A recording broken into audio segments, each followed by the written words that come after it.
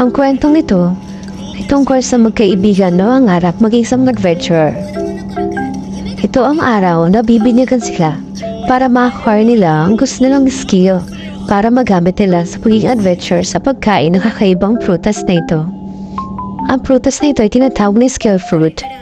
Si Holy Sister ay nagsimula ng seremonya.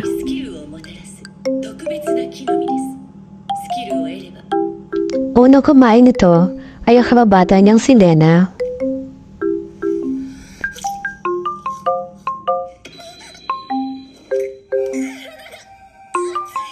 Na-acquired ni Lena ang pambihirang skill na tinatawag na Sword Saint skill na siya lang ang bukod tanging nakakuha ng kakaibang kakayahang ito.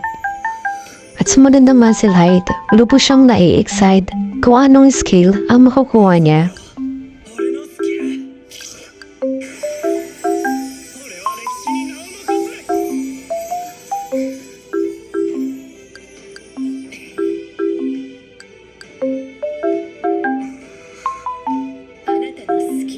Ngunit, ang na-acquire ng skill ay Fruit Master, kung saan may kakayahan siya magpalago ng prutas sa maikling panahon. Na-disappoint ang malala si Light dahil hindi niya na-acquire ang anumang combat skill. Simula noon, araw-araw na nag-harvest si Light gamit ang kanyang kakayahan.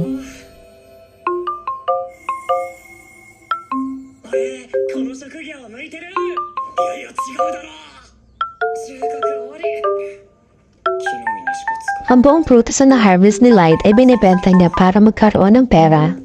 Sa kabilang dako, ang kanyang kabatang si Lena ay na-promote sa S-rank na pinakamataas na rango ng isang adventurer.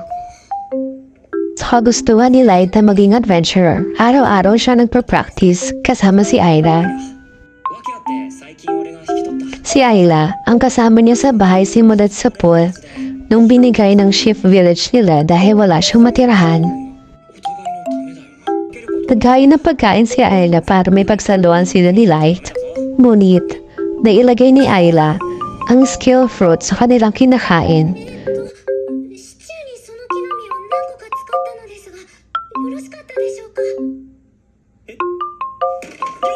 Lubusang nagalit si Light dahil ang pagkain ng skill fruit ang 2 beses ay hudyat ng kanyang kamatayan. Sumama ang pakiramdam ni Light at kinakabahan na siya ay mamamatay.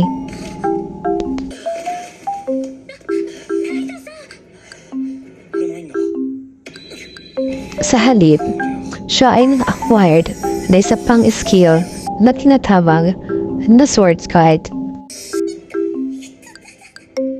Aksidente ding nakain ni Ayla ang kakaibang prutas at nag-acquire din siya ng kakaibang skill na tinatawag na appraisal skill.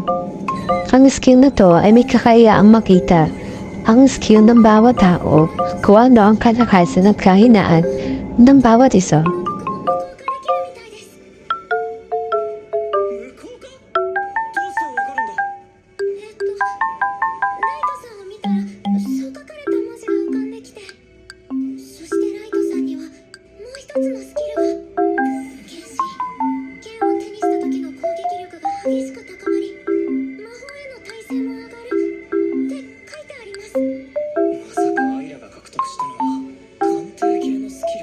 At dahil sa mga nangyari, ang pinapangarap niya maging adventurer ay natupad din.